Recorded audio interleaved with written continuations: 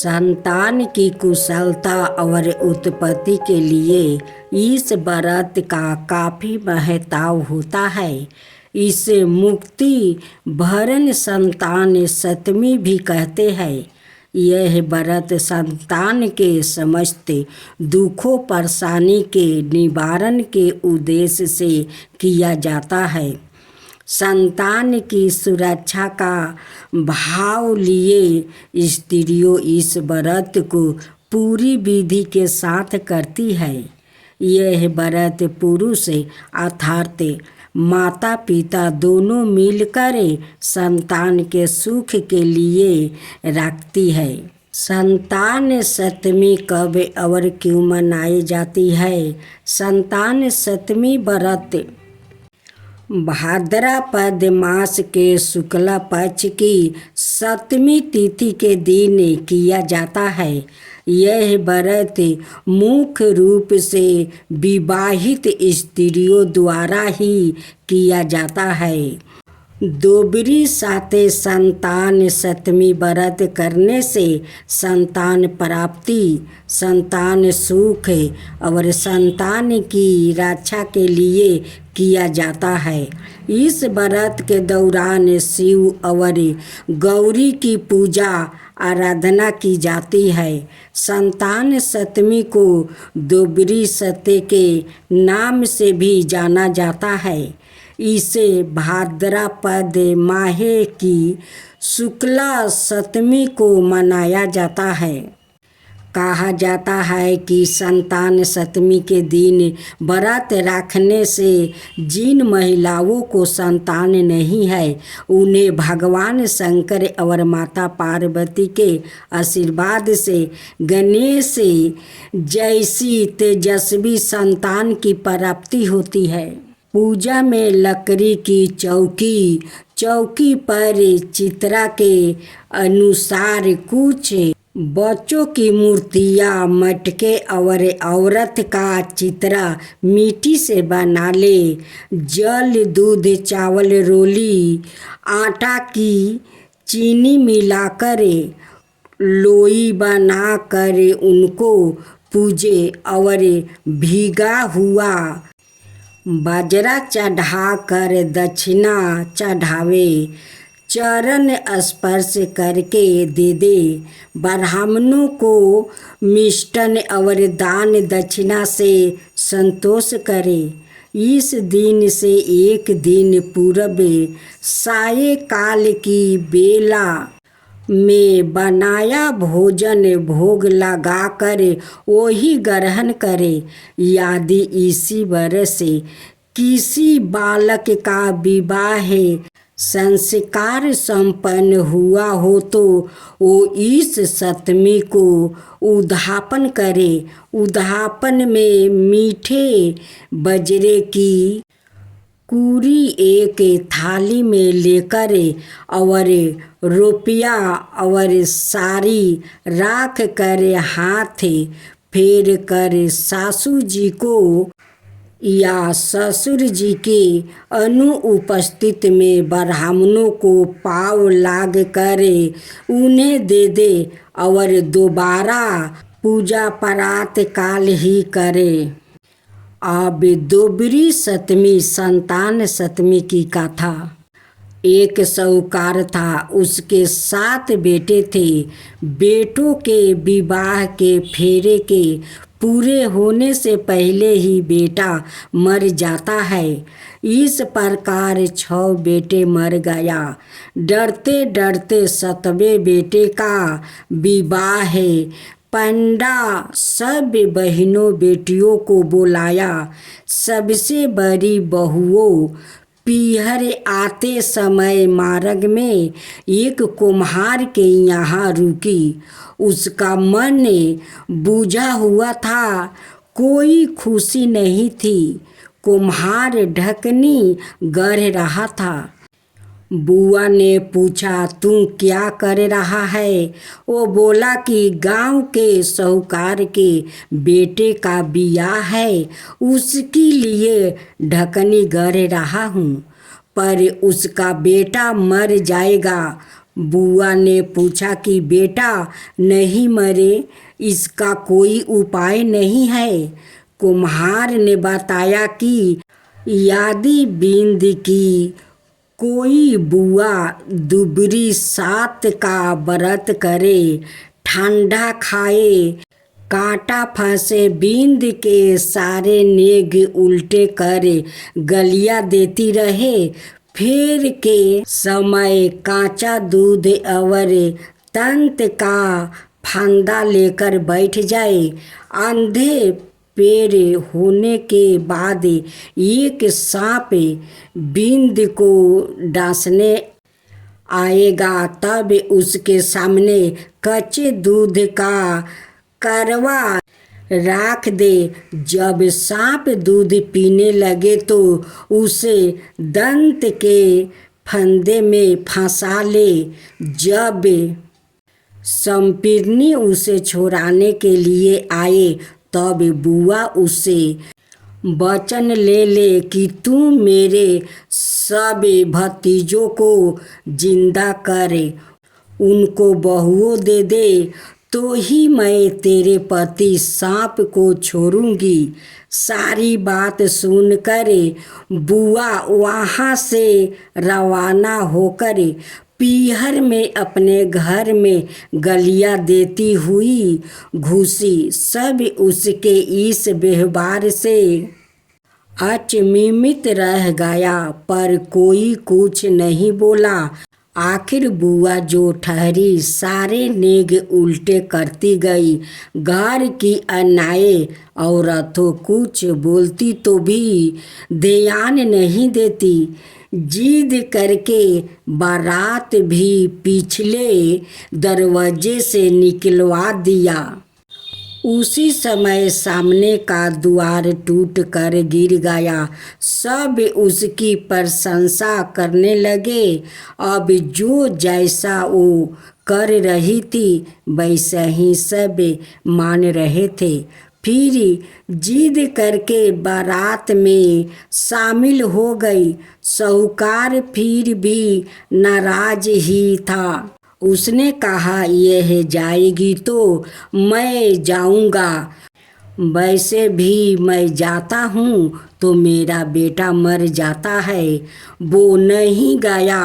बारात को रास्ते में बरगद के पेड़ की छाये में से निकालने लगे तो गलिया देते हुए उसने बारात को धूप में से ही निकालने की जिद की। उसकी जिद के चलते जब बारात को धूप में से निकालने लगे तभी एक बहुत बड़ी डाल टूटकर गिर गई। सब फिर से बुआ जी की प्रशंसा करने लगे। फिर दूल्हे को बुआ की जिद के कारण दुल्हा के घर के पिछले द्वार से अंदर ले जाने लगे। तभी आगे का दरवाज़ा टूट कर गिर गया। फिर वहाँ गलिया देती हुई फेरे में भी बैठ गया। जब सांप आया तो उसने उसे फंदे में फंसा लिया। जब सपरीनी उसे पूछने आई तो बुआ बोली, हे सपरीनी, मैं तेरे पति को तभी छोड़ूंगी जब तू मेरे सारे भतीजों को जीवित कर देगी, उनको बहुएं भी दे देगी। तू मुझे वचन दे। सपरीनी बोली, मैं तुझे वचन देती हूँ, ऐसा ही होगा। बुआ ने सांप को छोड़ दिया। धूमधाम से विवाह संपन्न हुआ। सब बुआ जी से खुश हो गया। जब बारात लौटने लगी तो रास्ते में दुबरी सात एक वृद्धा के रूप में मिली।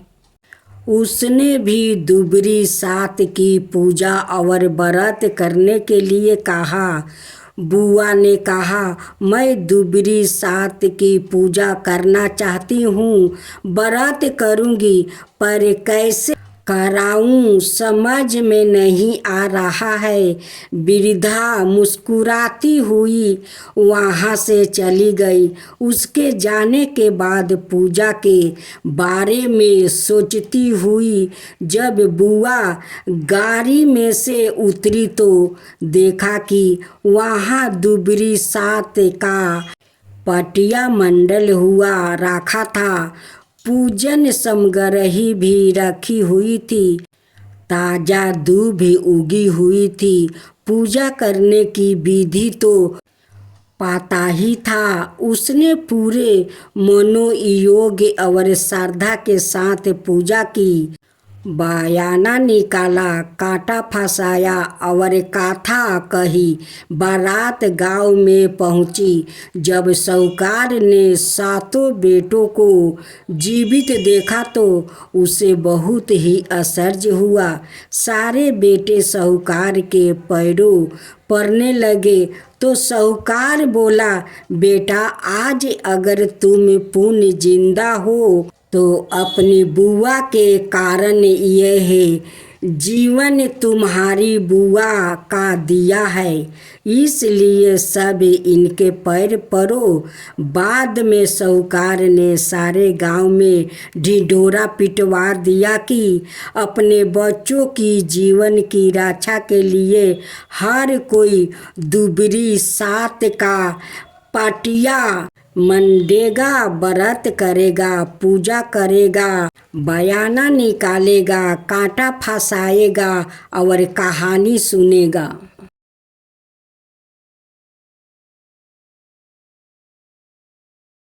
भोलेनाथ की जय हो, भोलेनाथ की जय हो, माता पार्वती की जय हो, माता पार्वती की जय हो। एक साहूकार था जो भगवान शिव का अनाय भक्त था।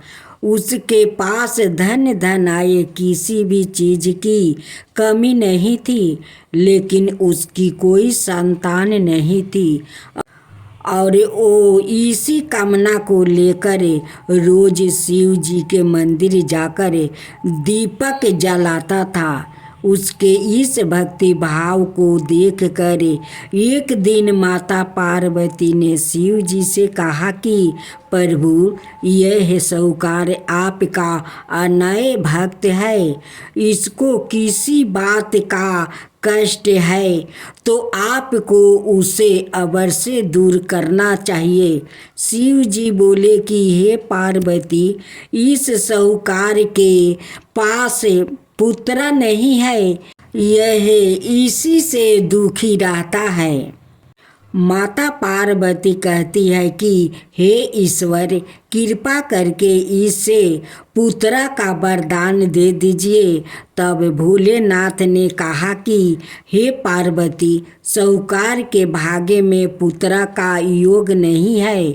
ऐसे में अगर इसे पुत्र प्राप्ति का वरदान मिल भी गया तो वो केवल 12 वर्ष की आयु तक ही जीवित रहेगा। यह सुनने के बाद भी माता पार्वती ने कहा कि हे प्रभु, आपको इस साहूकार को पुत्र का वरदान देना ही होगा। अनाथ भक्त क्यों आपकी सेवा पूजा करेंगे। माता के बार बार कहने से भोलेनाथ ने साहूकार को पुत्र का वरदान दे दिया, लेकिन यह भी कहा कि वो केवल 12 वर्ष तक ही जीवित रहेगा। साहूकार यह सारी बातें सुन रहा था, इसलिए उसे ना तो खुशी हुई और ना ही दुख। वो पहले की तरह भोलेनाथ की पूजा अर्चना करता रहा। उधर सेठानी गर्भवती हुई और 9 महीने के बाद एक सुंदर सा बालक की प्राप्ति हुई। परिवार में खूब उत्साह मनाया गया, लेकिन साहूकार पहले ही की तरह रहा और उसने लड़का की 12 वर्ष की आयु का जिक्र किसी से भी नहीं किया। जब बालक 11 बरस की आयु हो गई तो एक दिन साहूकार की सेठानी ने बालक के विवाह के लिए कहा। तो साहूकार ने कहा कि वो अभी बालक को पढ़ने के लिए काशी जी भेजेंगे। इसके बाद उसने बालक के मामा जी को बुलाया और कहा कि इसे काशी पढ़ने के लिए ले जाओ और रास्ते में जिस भी स्थान पर रुकना वहाँ यज्ञ करते और ब्राह्मणों को भोजन कराते हुए आगे बढ़ना। उन्होंने भी इसी तरह करते हुए जा रहे थे कि रास्ते में एक राजकुमारी का विवाह था। जिससे उसका विवाह होने वाला था वो एक आँख से काना था। तो उसके पिता ने जब अति सुंदर साहूकार के बेटे को देखा तो उनके मन में आया कि क्यों ना इसे ही घोड़ी पर बैठाकर शादी के सारे कार्य संपन्न करवा लिया जाए। तो उन्होंने मामा से बात की और कहा कि इसके बदले में वो अथाह धन देंगे। तो वो भी राजी हो गया। इसके बाद साहूकार का बेटा विवाह की वेदी पर बैठा और जब विवाह कार्य संपन्न हो गया तो जाने से पहले उसने राजकुमारी की चदरी के पल्लू पर लिखा कि तेरा विवाह तो मेरे साथ हुआ, लेकिन जिस राजकुमार के साथ भेजेंगे वो तो एक आँख का काना है। इसके बाद वो अपने मामा के साथ काशी के लिए चल गया। उधर जब राजकुमारी ने अपनी चुनरी पर यह लिखा हुआ पाया तो उसने राजकुमार के साथ जाने से मना कर दिया। तो राजा ने भी अपनी पुत्री को बारात के साथ विदा नहीं किया। बारात वापस लौट गई। उधर मामा और भांजे काशी पहुंच गए थे।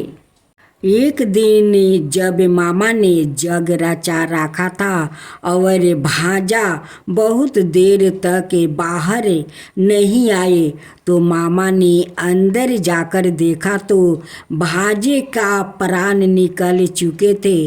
वो बहुत परेशान हुए, लेकिन सोचा कि अभी रोना पीटना मचाया तो ब्राह्मण चल जाएंगे और यज्ञ का कार्य अधूरा रह जाएगा।